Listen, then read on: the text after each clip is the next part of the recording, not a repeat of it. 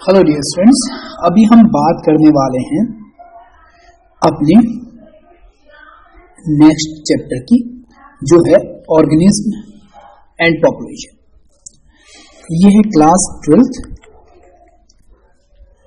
Biology के revision video, जिसके बारे में हम अभी डिस्कस करेंगे।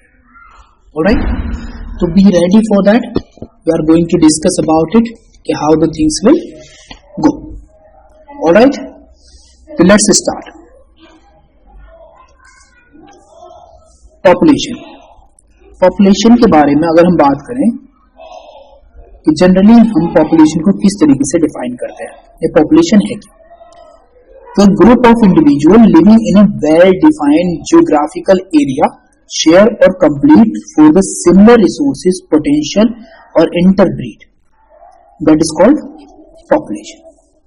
इनके कोई भी एक जियोग्राफिकल एरिया हो, वहां पर जितने भी ग्रुप ऑफ इंडिविजुअल रहते हैं जो शेयर करते हैं एक दूसरे के साथ, कंपीट करते हैं एक दूसरे के साथ रिसोर्सेज के लिए, पोटेंशियली और इंटरब्रीड करते हो, वहीं पर उसे हम बोलते हैं population. Birth rate and death rate refer to per capita birth और पर कैपिटा डेथ रिस्पेक्टिवली। ठीक है। Another attribute is sex ratio, the ratio between male female in the population, that is called the sex ratio. ठीक है। if the age distribution plot करें हम, तो population resulting in structure is called age pyramid। इस तरीके से, जैसे suppose करें हम इस तरीके से प्लॉट करते हैं और हमने बोला कि भाई हमारे पास 0 से लेकर 5 ईयर तक जो है वो इतने हैं, जिसमें हमने दिखा दिया कि बहुत ज्यादा पॉपुलेशन जो है वो सिर्फ यहीं पे लाई करती है। और फिर हमने बोला कि भाई 5 से लेकर 12 या लेट्स से 18 तक इतने हैं, और फिर उसके बाद हम बात करते हैं कि लेट्स से यहाँ पर हमने दूसरा मान लिया कि भाई यहाँ पे 18 से लेकर सपोज करो कि हम बात कर रहे हैं कि 40 तक इतने। ठीक, एक और पिरामिड बना सकते हैं इसके ऊपर कि 40 से लेकर 60 तक इतने। तो इस तरीके से इसको बोलते हैं पिरामिड। ठीक है, हम और भी बात करेंगे। The shape of pyramid reflects the growth status of the population, like growing है, स्टेबल है, डिक्लाइन कर रही है।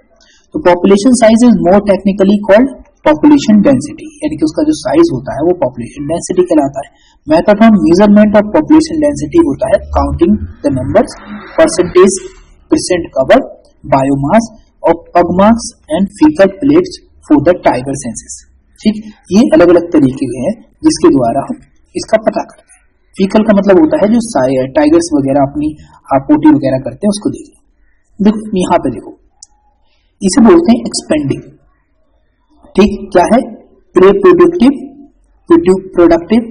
प्रोडक्टिव और पोस्ट प्रोडक्टिव, यानी कि जो प्रोडक्टिव रिप्रोडक्शन के पहले हैं, जो रिप्रोडक्शन नहीं कर सकते, जो रिप्रोडक्शन कर रहे हैं, और जो लोग रिप्रोडक्शन के बाद वाले हैं। तो देखो, जो बाद वाला एरिया है ये क्या है? कम है, और ये ज्यादा है। तो इसका मतलब पॉपुलेशन क्या कर रही है? एक्सपेंड कर रही है, बढ़ रही है।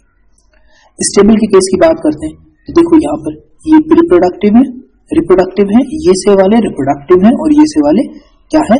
पोस्ट रिप्रोडक्टिव है। तो यहाँ पर क्या है? जो रिप्रोडक्टिव है उनकी नंबर ज्यादा है। ठीक, और ये धीरे धीरे डिक्रीज कर रहा है, बहुत धीरे धीरे। तो दैट्स व्हाई ये स्टेबल।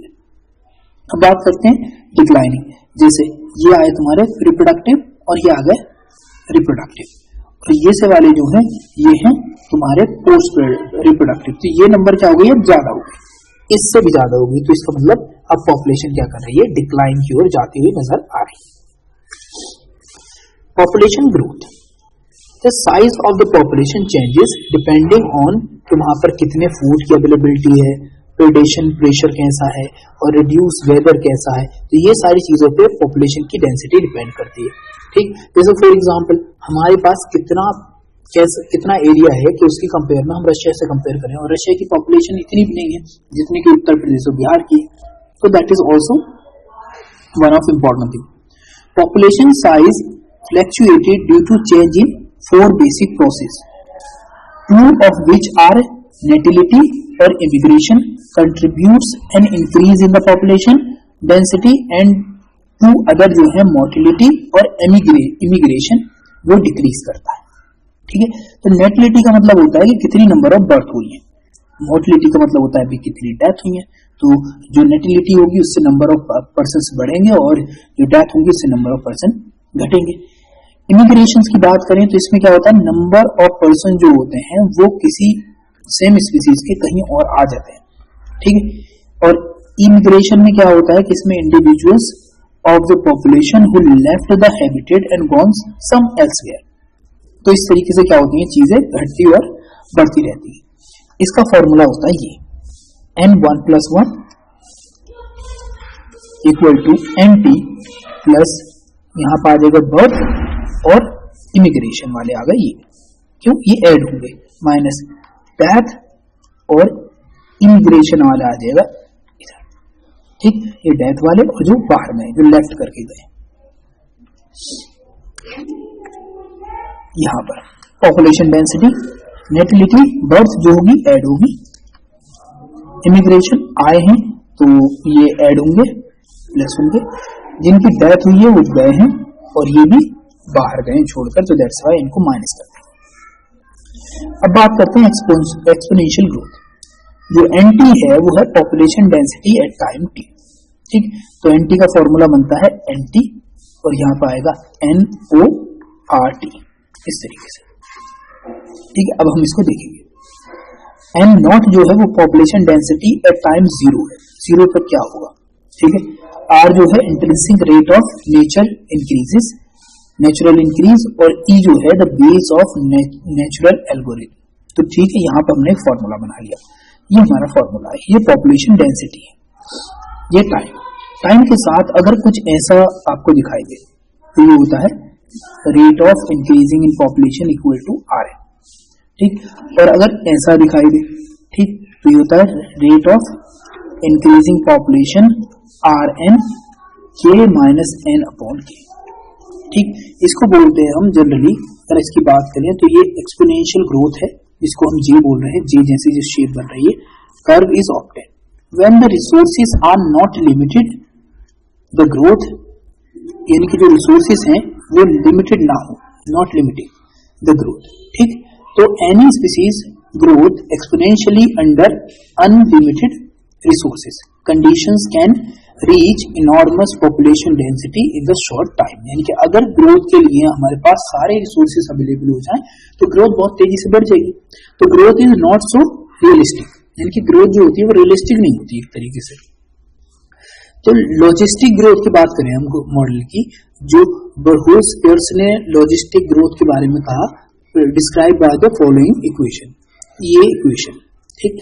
तो n का मतलब हम जानते हैं पॉपुलेशन डेंसिटी, R का मतलब हम जानते हैं इंट्रिंसिक रेट है, K का मतलब जानते हैं कैरिंग कैपेसिटी, ठीक है। तो लॉजिस्टिक ग्रोथ के अंदर क्या होता है, सिग्मोइड कर्व से अगर हम बात करेंगे, when the responses are limiting the growth, यानी कि जो रिस्पॉन्सेज हैं वो ग्रोथ को लिमिटेड कर दें, ठीक। और resources for growth for most animal populations are finite becomes limiting. The logistic growth model is more realistic as compare to, अगर हम बात कर रहे थे पिछले वाले ग्रोथ मॉडल के बारे में, जैसे कोई स्पीसीज है A और ये स्पीसीज है B, ठीक। तो नेम ऑफ इंटरेक्शंस की अगर हम बात करें तो यहाँ पर आता है म्यूचुअलिज्म, तो दोनों प्लस प्लस हो जाएंगे, यानी दोनों एक दूसरे को कंट्रीब्यूट कर रहे हैं तरीके से। कंपटीशन के अंदर क्या होता है कि दोनों ही माइनस हो जाते हैं, यानी कि दोनों ही हारेंगे अगर वो एक दूसरे के साथ कंपीट करेंगे तो, ठीक है। तो उसमें दोनों एक दूसरे को नुकसान पहुंचाते हैं। प्रेडेशंस के अंदर क्या होता है, A स्पीसीज को तो फायदा होगा लेकिन B स्पीसीज को नुकसान ही होने वाला है। अगर बात करें पैरासिटीज में, तो इसमें जो स्पीसीज A है वो फायदे में रहेगी और जो स्पीसीज B है उसका फायदा जो है वो नुकसान मतलब जीरो है, कोई उसको फायदा हो नहीं रहा है ना ही नुकसान हो रहा है। कॉमेंसलिज्म में क्या होता है कि A को तो फायदा होता है लेकिन B को कुछ नहीं।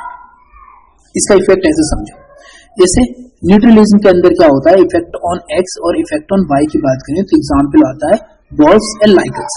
अब देखो बॉल्फ और लाइकन के बीच में कोई डायरेक्ट रिलेशन नहीं, ठीक है। तो लाइकन्स कहीं भी हो और बॉल्फ कहीं भी हो, तो ये आता है न्यूट्रलिज्म, यानी कि कोई किसी के ऊपर कोई असर नहीं डालता। फिर बात करते अमेंसिलिज्म की बात करते हैं, तो इसमें आता है जैसे पेनिसिलियम और बैक्टीरिया। तो इसमें जो पेनिसिलियम है उस जैसे एक स्पीसीज जो पेनिसिलियम उसका कोई नुकसान नहीं, लेकिन बैक्टीरिया का जो हो रहा है क्या हो रहा है, नुकसान हो रहा है, ठीक, ऐसी बात करते हैं कमेंसलिज्म पे। तो इसमें क्या होता है कि जो तुम्हारा टाइगर होगा वो तो फायदे में जाएगा, और जो गोल्डन जेकाल है उसका कोई नुकसान नहीं है। ठीक, तो उसका हम क्या देख रहे हैं यहाँ पर, वो प्लस में रहेगा और टाइगर का कोई नुकसान नहीं, यानी कि बाई वाला है, टाइगर बाई वाला है। ठीक है, और ये जेकाल जो हमारा गोल्डन जेकाल वो प्लस में है। ठीक है, फायदे में।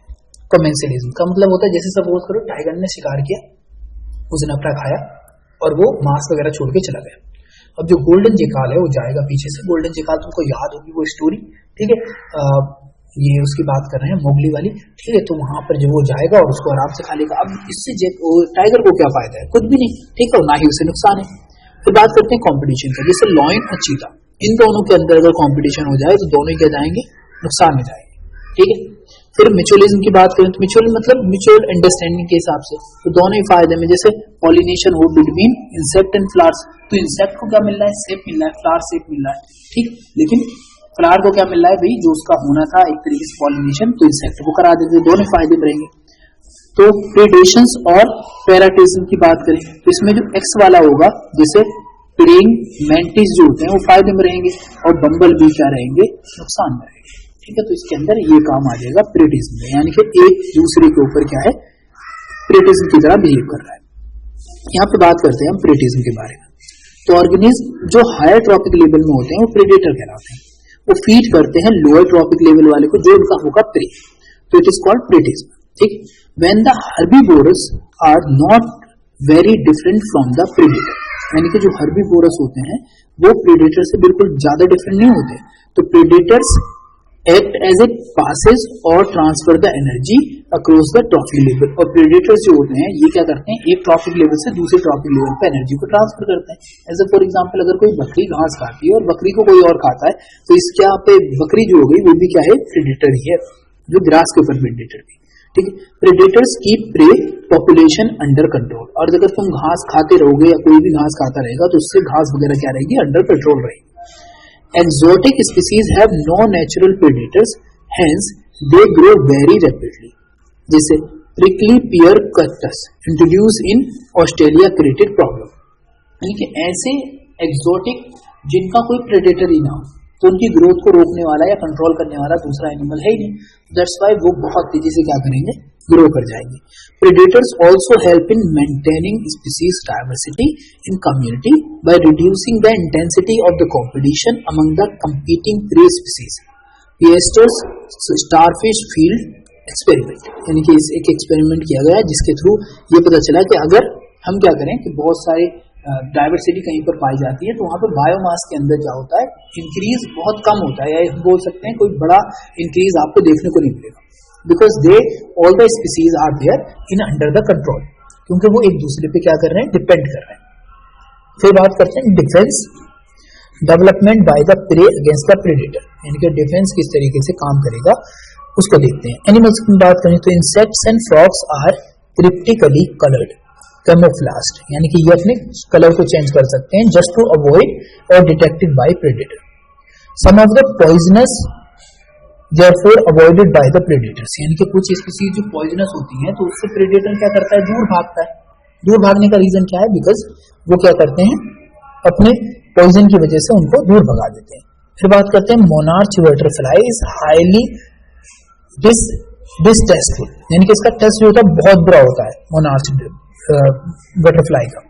तो जब प्रेडेटर या बर्ड वगैरह उसको खाते हैं तो उनको क्या लगता है, उसका केमिकल जो उसकी बॉडी में जाएगा तो उनको बहुत ज्यादा टेस्टलेस लगेगा, या स्पेशल केमिकल के टेस्ट की वजह से वो क्या करते हैं, इनको खाना ही बंद कर देते हैं। उनके पॉइजन या वीड वगैरह की वजह से जो कैटरपिलर होते हैं वो भी इनको खाना बंद कर देते हैं। प्लांट्स में बात करो, thorns in acacia cactus are morphologically means of defence, यानी कि इनके ऊपर छोटे छोटे कांटे पाए जाते हैं जिसकी वजह से क्या होता है, इनके पास एक मॉर्फोलॉजिकली डिफेंस क्रिएट हो जाता है। ठीक, many plants produce store some chemicals which make the herbivore sick if eaten, inhibit feedings, digestion disturb कर देते हैं, रिप्रोडक्शन पे इफेक्ट डालते हैं, इवन किल द प्रेडेटर। कुछ प्लांट्स के अंदर अगर केमिकल्स वगैरह होते हैं जो बहुत ज्यादा नुकसान पहुंचाते हैं।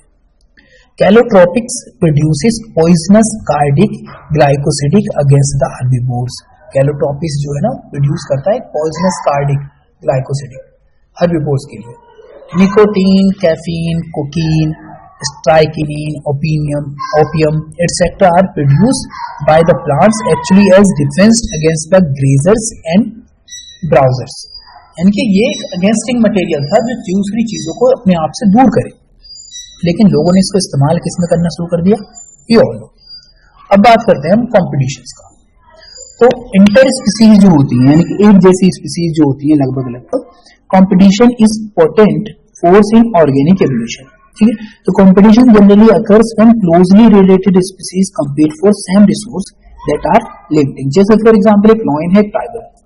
अब ये लॉयन और ये टाइगर, इन दोनों का जो फूड है वो है ये डियर। तो ये दोनों क्या करेंगे? एक दूसरे के लिए कंपीट करेंगे। अब वो इस डियर पे डिपेंड करता है, अगर एक ने उसको अचीव भी कर लिया तो दूसरे का लॉस हो रहा है। तो यहाँ पे ये क्या करते हैं? एक ही फूड मटेरियल के लिए कंपीट करते हैं।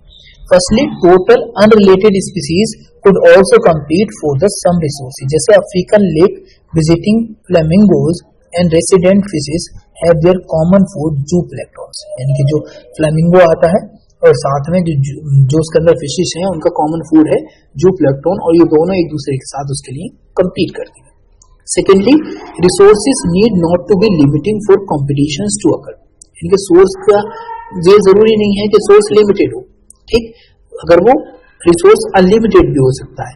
Having done, tortoise in Galapagos Islands become extinct within a decade after goat were introduced in the island due to greater browsing ability।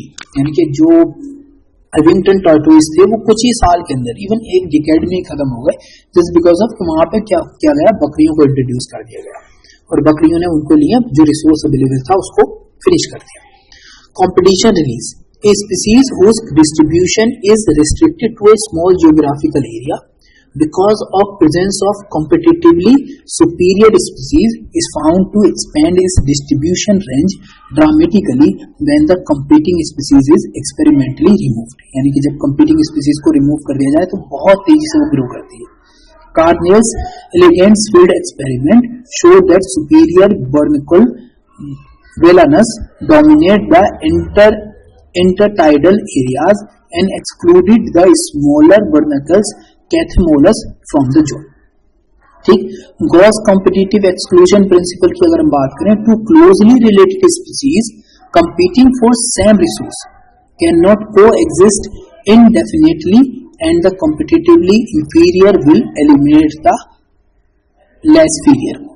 ठीक, अब बात करते हैं हम रिसोर्स पार्टीशंस के बारे में। तो if two species compete for the same resource they could avoid competition by choosing for intense different times for the feeding और डिफरेंट फोर्जिंग पैटर्न्स। यानी कि अगर कोई दो स्पीसीज है और एक ही तरह के फूड पे डिपेंड है तो वो ऐसा कर सकती है कि वो एक टाइम पे एक फूड ले ले और दूसरे, जैसे दिन में अगर एक फूड ग्रेजिंग वगैरह करता है तो शाम को दूसरा कर ले, तो इस कॉम्पिटिशन को वो कम कर सकते हैं। Mark author showed 5 closely related species of warblers living on the same tree were able to avoid competition or coexist due to behavioral difference in their foraging activities। यानी कि उनकी foraging activities एक ही plant पे थी, still they were different। अब बात करते हैं parasitism की। Parasitic modes of the life ensures the free logging and the meals। यानी कि सब कुछ क्या होता है? एकदम फ्री होता है, रहना खाना सब कुछ फ्री पैरासाइट्स के लिए। तो some parasites are host specific. One parasite has the single host in such way that both host and parasite tend to co-evolve. ठीक, तो होस्ट और पैरासाइट क्या होते हैं? को-इवॉल्व करते हैं। पैरासिटिक एडेप्टेशन क्या है? Loss of unnecessary sense organs. ठीक, प्रेजेंस ऑफ एडेसिव ऑर्गन्स और suckers to cling on to the host, यानी कि जिससे वो चिपके रहे होस्ट से। लॉस ऑफ डाइजेस्टिव सिस्टम होगा इनके अंदर, यानी कि इनके पास डाइजेस्टिव सिस्टम पाया ही नहीं जाएगा। हाई रिप्रोडक्टिव कैपेसिटी होगी। पैरासाइट्स हैविंग वन और मोर इंटरमीडिएट होस्ट और vectors to facilitate parasitism of his primary host. तो लीवर फ्लूक जो है हैज 2 इंटरमीडिएट होस्ट, स्नेल और फिश। ठीक, to complete his life cycle. Effect on host, इसका effect क्या होता है होस्ट के ऊपर? तो जो पैरासाइट्स होते हैं वो ऑलवेज हार्म पहुंचाते हैं होस्ट को किसी ना किसी फॉर्म में। ठीक, they reduce the survival, growth and reproduction of the host. ठीक है, reduce its population density, they make the host more vulnerable to the predator by making it physically weak. अगर बात करें एक्टोपैरासाइट की, feed on the external surface of the host, जैसे लाइस होती हैं human के ऊपर, टिक होती हैं डॉग के ऊपर, मैराइन फिश इन्फेस्टेड विद कोपोड्स के साथ, कैस्केटा होता है पैरासाइटिक प्लांट जो ग्रो करता है किसके पास, हेज प्लांट्स पर। ठीक, तो ये होता है कैक्टसा माने के अमरबेल की बात चली। एंडोपैरासाइट क्या होते हैं, दो जो रहते हैं इनसाइड किसके, होस्ट बॉडी के, जिससे life cycle of is more complex, इनका लाइफ साइकिल मोर कॉम्प्लेक्स होता है और morphology and anatomical features are greatly simplified. ठीक, हाईली डेवलप्ड रिप्रोडक्टिव सिस्टम पाया जाता है। फिर बात करते हैं ब्रोड पैरासाइट्स की, तो special type of parasitism found in birds. इसमें क्या होता है, parasite birds let's egg in the nest of its host and let the host incubate them, यानी कि वो अंडे देगी, जैसे कोयल का केस सुना होगा तुमने, और वो उसके बाद क्या करती है, इंक्यूबेट करने के लिए अपने होस्ट को ही छोड़ देती है। The egg of host is very similar with the egg of host, यानी कि जो पैरासाइट होता है उसके होस्ट बिल्कुल सिमिलर होते हैं किसके साथ, उसके होस्ट के एग के साथ। तो cuckoo lays egg in the nest of crow, जैसे कि कुकू जो कोयल्स होती हैं वो क्या करती हैं, अपने अंडे दे देती हैं किसमें, सिंपली क्रू के घोंसले में।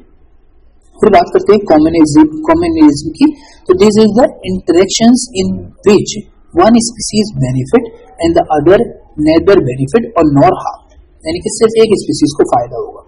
जैसे orchid grows as a epiphyte on the mango of branches, यानी कि ऑर्चिड ग्रो करती है एपीफाइट की तरह। क्लॉन फिश जो होती हैं living among tentacles of the sea animals, यानी कि वो रहती कहाँ है, टेंटिकल्स के पास रहती हैं सी एनिमल के। Barnacles on back of the whales, barnacles होते हैं वो कमर पे रहते हैं किसकी, वेल्स के। कैटल एग्रेट ग्रेजिंग कैटल, जो कैटल एग्रेट होते हैं वो ग्रेजिंग जो घास चुगने वाली जो कैटल्स होती हैं उनके ऊपर रहते हैं। ठीक है, तो इससे गाय को या भैंस को तो कोई फायदा होने वाला नहीं है, लेकिन जो उसके ऊपर जुएं वगैरह होती हैं या उससे जो कीड़े वगैरह होते हैं उसको ये बड़ी आसानी से खा लेते हैं।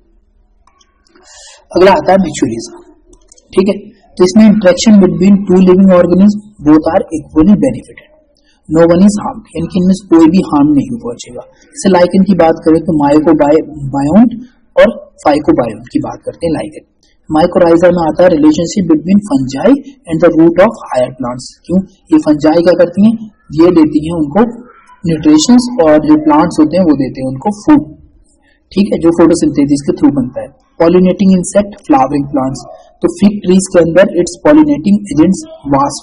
ठीक, सेक्सुअल डिसीट की बात करें तो मेडिटेरियंस ऑर्चिड जो होते हैं ऑफरिंग्स एम्प्लॉयज सेक्सुअल डिसीट। ठीक, अब petals of the flower resembles the females bee, यानी कि फीमेल बी की तरह एक ऐसा लगा हुआ होता है, ठीक, जो ब्लैक कलर का होता है, जो अट्रैक्ट करता है किसको, जो मेल बी होता है, और मेल बी क्या करता है, इसके साथ इंटरकोर्स करता है, तो उसको ऐसा लगता है, तो male bee attracted to what it perceive as a female. तो स्यूडो कोपुलेट्स होता है with the flowers but does not get any benefit, यानी कि वो करता तो है स्यूडो प्लांट लेकिन उससे उसको कोई बेनिफिट नहीं मिलता। ठीक, बट सुकून मिलता होगा जो भी है वो। तो म्यूचुअल रिलेशनशिप बिटवीन फिग, जो फिग है ये इसके ऊपर वास्प आने लगेंगे, trees and the wasp. The fig flowers is pollinated by wasp and wasp laying egg in the fig, और वो क्या कर देते हैं, इसके अंदर अंडे दे देते हैं। ठीक, ओके। फिर बात करते हैं showing be in the pollinator on orchid flower. ये ऑर्चिड फ्लावर का ये फीमेल बी की तरह दिख रहा है, जिससे फीमेल बी क्या आएगा, यहाँ मेल बी आएगा यहाँ पर, और he will start like he thinks like she is a female bee and that process start। ठीक, इसमें कुछ पॉइंट्स थे जिसको तुम अगर ध्यान से समझोगे तो that will help you to understand the concept, and else if you have any doubt you can post in the comments, I will try my best to answer you. Good bye, thank you very much. Hello dear student.